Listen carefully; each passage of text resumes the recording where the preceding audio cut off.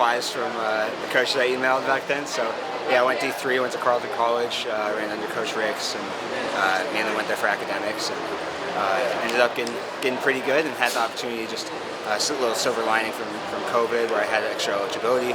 I went to University of Minnesota to keep pursuing academics. I was doing my MPH there, and ended up getting pretty good, and had a chance to go pro, and Coach Haas took a chance on me to come to Michigan Dark Sky. So yeah. Yeah, it seems like do you feel like you've hit a new level this season, and if so, how? Why? Yeah, I mean, one thing is just living in Flagstaff. I think that's really been a good thing for me. I lived at altitude or trained at altitude before, so it's the first time.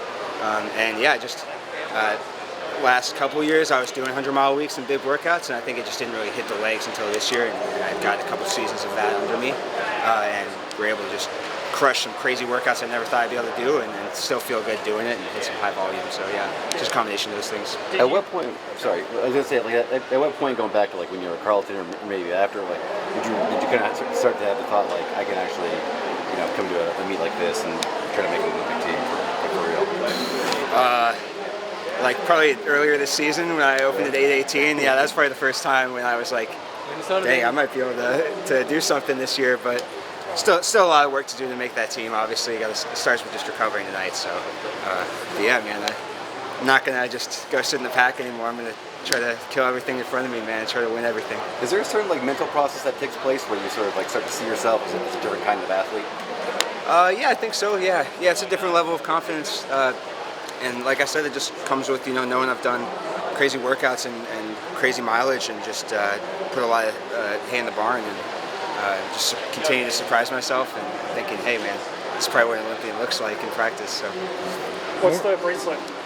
Oh, this is a UA mission run. So yeah, okay. It's not just us; it's the Baltimore guys too. So yeah, all under our umbrella. Is there something about this steeple that attracts athletes from unconventional backgrounds? I don't know why, but I think it is probably true. Isaac, too, my teammate, he's got a similar story. He wasn't that good of a high school athlete. He's from Alaska and was NAIA in college, and I think it just lends itself to people that are, really hard workers, and it's not just about being extremely talented, but also about putting in, the extra work to be a good hurtler and be able to hit the water barrier very well. And, so yeah, maybe that goes into it. So you got into Carleton on your academics? Yeah.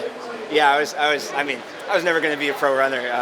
I did pre-med course at Carleton, and then I realized I couldn't do med school and continue to run in grad school. So then I went into my MPH at Minnesota and was going to go into epidemiology, and then all of a sudden I got 6 at USA's last year, and people were calling. So yeah. What kind of runner are you? Do you like a kick, or do you want it to be faster from the gun? How do you like to run?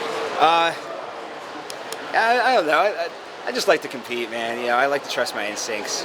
I do like kicking, but today it just I felt like it made sense to just go up front, and Steeplechase, you don't want to take any chances. I mean, it's just the prelims, and I'm really fit and don't want to waste a really good season off, some fluky fall or taking the water pill weird. So, yeah.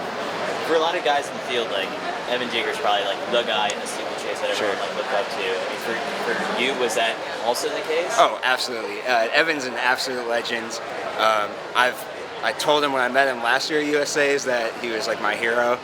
He probably doesn't even remember that, but he probably didn't know who I was back then. But dude, yeah, he's. I mean, I think when he ran 8 flat and fell, I think that's the greatest American distance performance of all time. I would say it to his face. So after the race, no.